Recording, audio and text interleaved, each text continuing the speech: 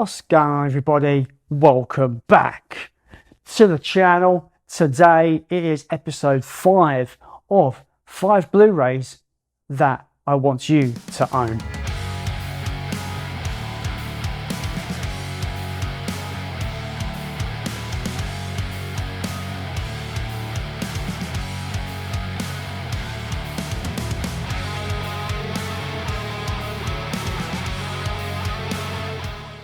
I'm cheating in this episode. I've got more than 5, but one of these films is a series of films, like 4 films in a series, and I kind of want to highlight them all because I think they're all decent.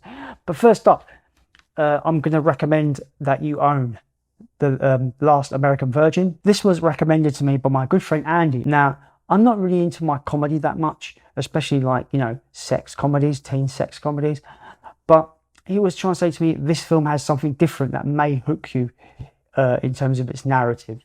So he made it very kind of intriguing to me.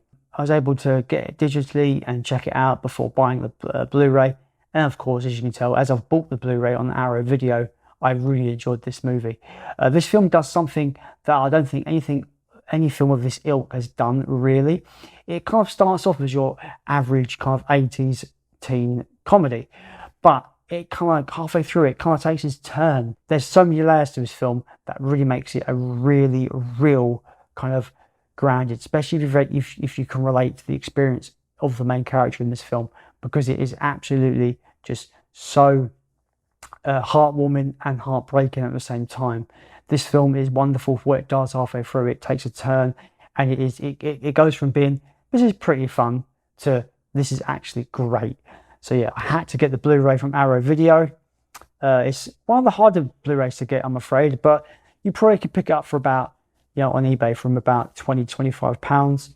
I think it's worth the pickup as well. It's a great transfer, and I feel like this film is just worth it. I think it needs to be seen by more people, and I feel like it's one of those films where everything comes together wonderfully. The soundtrack's great. The characters are all kind of memorable, and the visuals of it is just 100% just 80s. It just has all that going for it, and I just feel that spin in the story halfway through, and it takes a complete different turn from what the beginning of the film is, just sells this film to me, and it's just wonderful. That's The Last American Virgin. I've got quite a lot of animated films in this video today for the 5 Blu-rays I want you to own. So the next film would be from Manga Entertainment, Ninja Scroll. When I was like 13-14 years old, I really got into the anime boom in the mid to late 90s, and there was 3 films that I really got into and really loved. One was Akira, the second one was Ghost in the Shell, and the third one is Ninja Scroll. If you want an animated film that is straight up not for children and really is absolutely savage in its brutality and violence, but tells a really compelling story at the same time, Ninja Scroll is one of the best out there for me. It's old school 90s animation, hand drawn. It looks amazing, and yeah, you've not seen violence like this in an animated film for a very long time, I guarantee it. Ninja Scroll is really good. I love it. If you like your animated films, you want something a bit more edgy, a bit more gory, a bit more kind of hardcore, Ninja Scroll is where it's at. Definitely recommend this one. The Blu-ray is quite hard to get. I say hard to get. It's probably easy to get, but it's a bit on the pricey side nowadays. But I do recommend it 100%. I'm waiting for this to get a 4K. It needs it, I think, really badly. Akira and Ghost in the Shell both got 4Ks. The third film that I love in this trinity of animated films needs one as well. But that's Ninja Scroll. This is when I'm cheating, guys. I've got 4 films. They're all part of the same series, but we're going to be talking about the 4 Mortal Kombat Legends movies. So this is Mortal Kombat Legends, Scorpion's Revenge. This film is absolutely fantastic. The animation is sublime.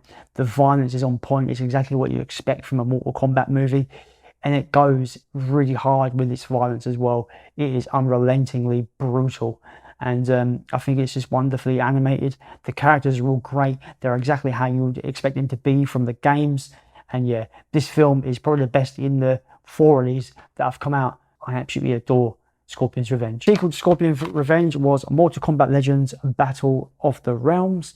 This one is pretty decent. It pretty much tells the story of the second Mortal Kombat game, where Liu Kang has to step up and actually just defeat Shao Kahn. It's pretty standard stuff in terms of its tournament kind of setup and its story. Still pretty decent. It's fun. It's not as good as Scorpion's Revenge though, but I still think it's a worthy sequel to that film, and I feel like it's definitely one to get on Blu-ray. That is Battle of the Realm. The third film is Mortal Kombat Legends Snowblind. This film really surprised me by how good it was. I really liked the narrative here. It kind of shows us the origins of Kenshi, the blind swordsman, as he teams up with Sub-Zero to conquer and defeat the Black Dragon clan run by King Kano. This is a really fun movie. A lot of heart in there, loads of violence. It is absolutely savage in places as well, but it's got this kind of Mad Max vibe to it as well. But yeah, it's really, really fun. That is Mortal Kombat Legends Snowblind. The final film in the Mortal Kombat Legends series at the moment, these have been coming out yearly, which is really great because I've been getting all of them, is Mortal Kombat Legends Cage Match. This is obviously a Johnny Cage centered movie, and it's more about his origins into how he became a movie star, and then how he kind of deals with discovering the whole Mortal Kombat world and the realms and as such like that. It's a really fun movie. It's got a very distinct visual style versus the other animated films in this series. It's more kind of like high contrast colors, bright hot pinks, bright blues. It's got a very 80s synthwave aesthetic, which I quite liked, but it is a very big departure tone-wise than the other films in this series of movies. But this is still really fun. That is Mortal Kombat Legends Cage Match.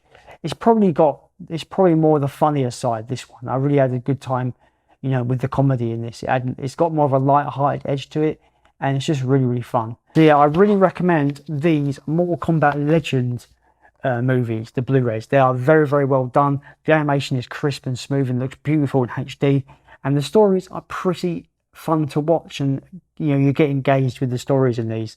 So I highly recommend these Blu-rays if you haven't got them already.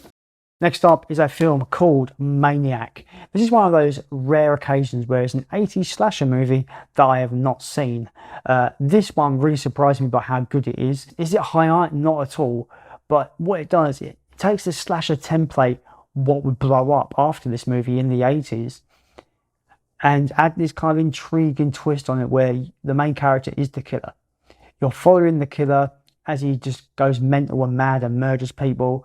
But he has this weird creepiness to him where you're kind of intrigued by him as a character. You kind of follow him, you know, just wondering whether, like, is he got split personality, or is he just mental all the time? Is there like a breaking point with him where he just snaps and becomes this maniac? The movie never truly tells you, but it's just a really fun kind of ride following him on his, you know, day-to-day kind of carnage. And I feel like this is a great Blu-ray as well. The transfer is fantastic. I love that slipcover artwork as well. But also, as always with 88 films, you always get the awesome original artwork with it as well. So you get best of both worlds with the artwork as well.